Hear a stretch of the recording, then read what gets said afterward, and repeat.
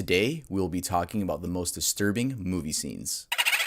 Hey guys, welcome back to another video. If it looks like I have the Edgar cut, that's because I do. I'm just trying to get all the orange hair out. It was started off pink and now it's orange and there's still some tips left. I don't know if you guys could tell. I don't want my brand to be Tuv, the dude that dyes his hair. You know, like, no, I'm just Tuv. In this video, there will be 3 25% off codes for anything at earldoesn'texist.com. Like this amazing shirt, for example. I don't exist. Earl Juice. Also, the day that this video is uploaded, my podcast will be officially out. So make sure to click the link in the description after this video. Please make sure to watch it. It's me and my two best friends, Brandon and Cameron, and we just literally talk about anything. I was freaking the fuck out and I couldn't move my body. I went numb and in order to move my limbs, I would have to look at it and then move like that. I couldn't move it without it. I'm not trying to be funny, but that sounds kind of lit. No! Anyway, the way this video will work is I have a list of movie scenes that I personally found disturbing, but you guys gave me the ideas for them. So thank you guys so much. I always love getting the community involved. When I ask you guys on the community tab, you guys always pull through. So we're going to be talking about 3 disturbing movie scenes in detail, and I also have some quickies at the end. Without further ado, let's get started with the video. The House That Jack Built. Hunting scene. The House That Jack Built is a 2018 psychological horror film that follows Jack Dillon, a serial killer who, over a 12-year period from the late 1970s into 1980s, commits numerous murders in the state of Washington. The film is structured in a way of flashbacks, as Jack tells his killing stories to another man by the name of Verge. Jack sorts out all of his killings into 5 incidents. Keep in mind, Jack is incredibly smart and all of the murders are extremely brutal, though today I'd like to talk about the 3rd incident. In this scene, Jack manages to lure a single mother and her 2 boys into a hunting trip and explains they're going to hunt deer. Jack shows off and teaches the boys about the different types of guns he owns and when to use them. Are we going hunting? No. Hunting is such an unpleasant thing. Pretty wholesome moment if he wasn't about to... You know what, let me just continue. He continues to talk about how he actually doesn't like hunting, but it's clear to see he's only mocking the mindset as he does the same thing but with humans. Also explaining that it's smarter to kill the baby deers first, based on the fact that the 2 older ones can survive on their own and not the other way around. The movie then cuts to the mother panicking with her kids and hiding somewhere in the field. Really interesting how this movie just cuts to the point. It didn't describe how they ended up getting there, it just cut straight to it. Anyway, one of the boys peeks his head out and is just missed by Jack's bullet.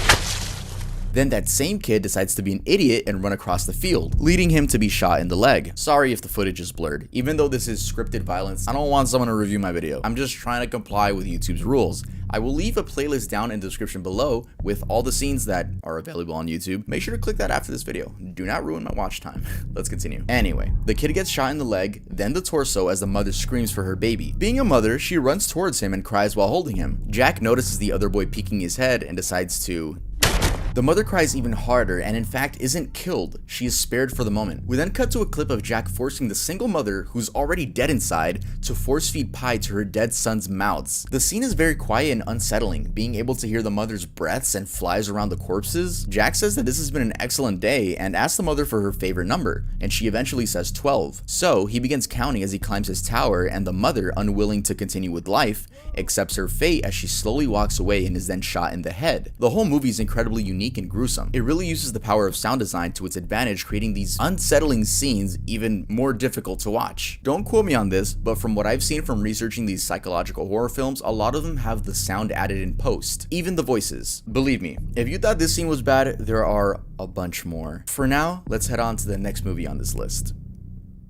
Requiem for a Dream. Ending scene. Requiem for a Dream, released in 2000, is a psychological drama film. It follows 4 main characters who all battle drug addiction. Sarah Goldfarb, who during the film becomes addicted to pills, her son Harry, his girlfriend Marion, and Harry's best friend Tyrone, all 3 of which are addicted to and deal heroin. This movie is extremely disturbing, but not for obvious reasons. The camera work is phenomenal and really holds still on subjects for long periods of time. If we're gonna talk about the ending scene, let me give you guys the full context of the movie. I'll try my best to sum it up. All of these characters have goals. Sarah wants to be on TV, Harry and Marion want to start a clothing business, and Tyrone wants to escape his gang life to make his mother, who passed away, proud. The way Sarah was introduced to pills was due to her getting a call from a TV show. I'm calling to tell you you've already won. Out of excitement, she goes to her closet and pulls out a dress she wore to Harry's graduation. Sadly, she no longer fits into the dress, which eventually leads to one of her colleagues telling her that there are pills that can make her lose her appetite. She begins taking them, and she does lose weight, but she also slowly starts losing her sanity. She also decides to dye her hair red in order to make a stunning appearance on television. Meanwhile, Marion, Harry's girlfriend, is being blackmailed by her psychiatrist to go to dinner with him, and if she doesn't comply, he will leak all of her information to her parents, which will lead them to basically disown her, and they also don't even know that she's a heroin addict. They also send her money, so she'll lose that too. And no money means no heroin. As the story continues, and after a shootout, Tyrone explains to Harry that the heroin amount in the area is low, but there will be a shipment coming from Florida, but it will cost double the normal cost. Not having enough cash, Harry convinces Marion to sleep with the psychiatrist in order to get some more money. She does the deed and is so disgusted that she throws up after the fact.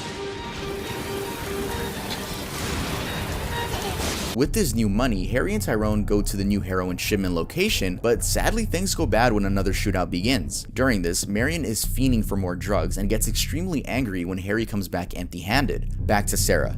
After a horrible pill hallucination, she makes her way to the TV show headquarters and is eventually sent to a mental hospital. Tyrone and Harry go to a hospital to treat Harry's left arm, which is the one where he injects heroin into, and upon seeing this, the doctor calls the cops on them. In prison, Harry is having extreme withdrawals and is sent to the hospital. Before he's sent though, he makes a call to Marion where she begs him one last time to come back home. Harry, knowing he can, acts like he will. Eventually, out of desperation, Marion begins selling her body, doing disgusting things for men in order to comply with her addiction. Okay, I finally got the context out of the way. Now, the disturbing ending. Throughout this film, we see how drugs are not the answer and will lead to you ruining your life, and this scene emphasizes where our four main characters are now. Harry wakes up in the hospital, and as the camera pans out, we see his left arm is amputated. He begins crying because he knows he'll never own that clothing business with his girlfriend, and feels insanely guilty he got her into prostitution for some extra cash. Marion is smiling with smeared and sweaty makeup as she hugs a bag of drugs, and we can see that she has fully lost herself along with her dignity, as the heroin is the only thing that matters now. Tyrone is in his prison bed, having dreams about his mother who sadly he never made proud, and Sarah is in a full psychotic state in a mental hospital. She proceeds to have a dream which we can only assume is what she always wanted, and that's her on TV with Harry and Marion engaged, proud as she gets to see her son in a successful state along with the audience cheering them on. Sarah sheds a tear and the movie ends.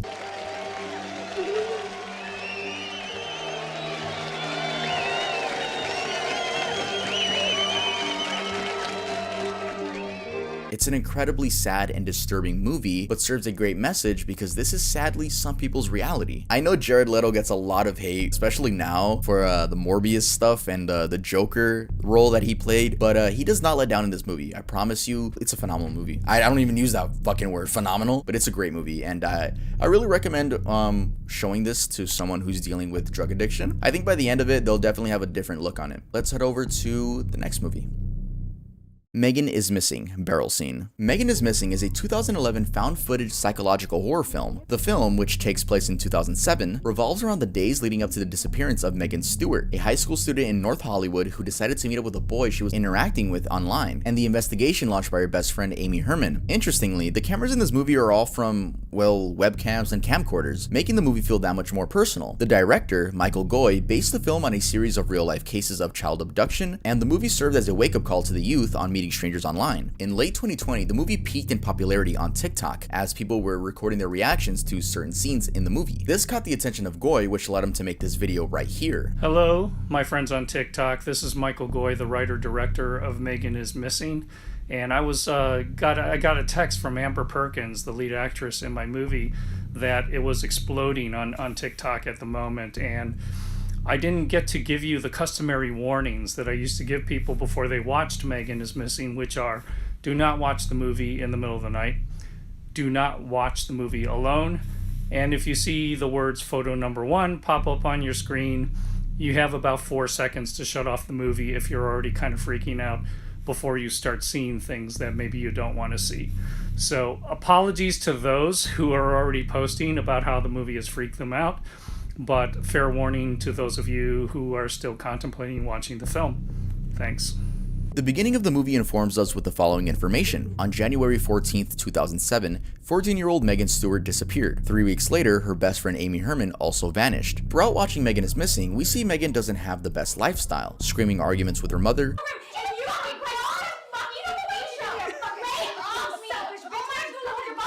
Wow, your mom is crazy. What a twisted bitch.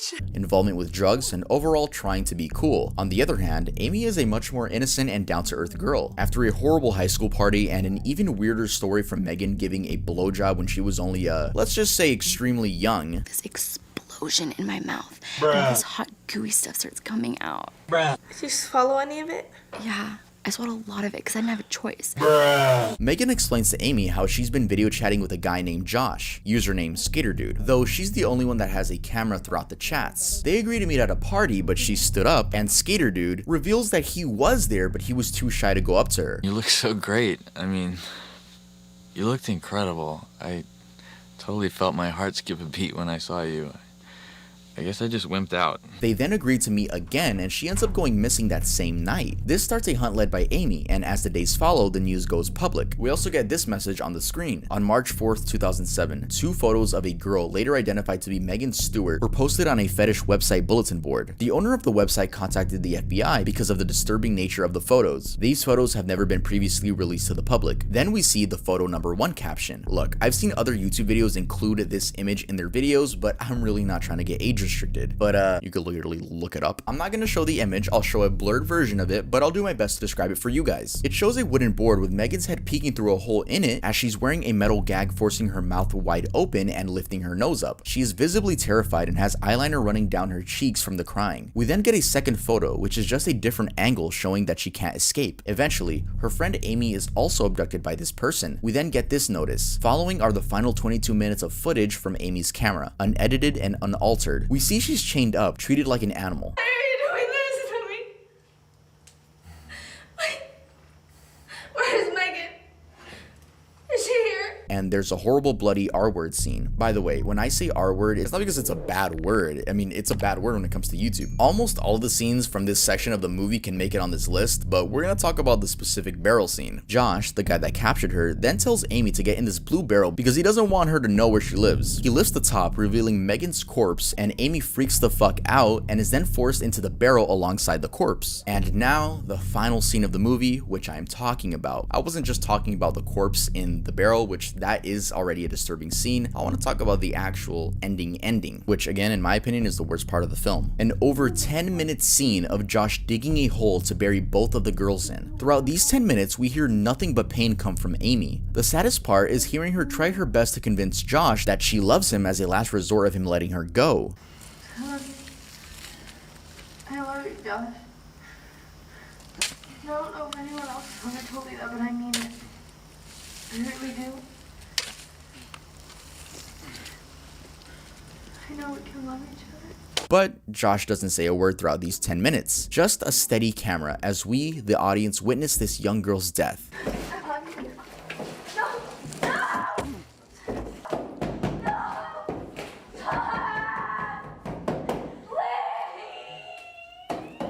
And once she's covered in dirt, Josh picks the camera up, walks a few feet away from the scene, and the movie ends with the 2 girls missing posters. That's it. I didn't sort these movies out from like least disturbing to most disturbing. I just did it in the way that I researched them. But honestly, Megan is Missing might be the most disturbing one on here for me, just because it can be so real, but also can the other two, right? Serial killers exist and drug addicts exist. But when we're talking about the internet, I feel like that's a whole new world that you just gotta be a lot more mature in this place. Definitely don't meet up with randoms. We literally had a whole video dedicated to that, and that was the Tinder video. You can even see the Craigslist video. It's also just a big advertisement for not meeting people online. And if you are gonna meet someone online, you gotta make sure it's someone you really trust with your life. But let's head over to Tuvington's quickies. All right, so in this section of the video, we're gonna go through 9 quick movie scenes. I'm gonna talk over them because if I don't talk over them and describe what's going on, then 1, I could get a copyright claim, or worse, a copyright strike. I have to give my commentary on these things. Playlist down below. All right, so at number 1, we have the degloving scene in Gerald's Game. All right, so in this scene, we see a woman remove her hand from this handcuff right here, and as she's doing it, sorry if it's blurred, guys, not trying to get taken down, but we see, I mean, exactly what I just said. Entire skin of her hand just off. just comes completely off, and we just see the red bloody hand meat left over. Mirror's jawbreak scene. So the whole point of this movie is that there's an alternate dimension that can be accessed through mirrors. They're kind of like demons in the mirror, and it's just yourself, and it's just these versions of you in the mirror that just kill you. So for this scene, there's a woman in her bathtub, and the evil version of her in the mirror decides to break her jaw off. And the way she does that is she puts one hand on the lower jaw and another hand on the roof of her mouth and just stretches until the jaw breaks completely off. Creep show roach scene. Pretty disgusting scene where there's a bunch of roaches attacking this one dude. I didn't watch this movie, so I'm not going to act like I know what's going on, but that looks disgusting. It's an old movie, so you can see that's kind of like bad effects compared to today's standards. Pan's Labyrinth face smashing scene. All right, you want to come up here and tell? You want to come up here and tell him about the face smashing scene? With the general? Yeah. So in freshman year, random story guys, sorry, about to say a random story, my Spanish teacher showed us this movie. Why? Because it's in Spanish.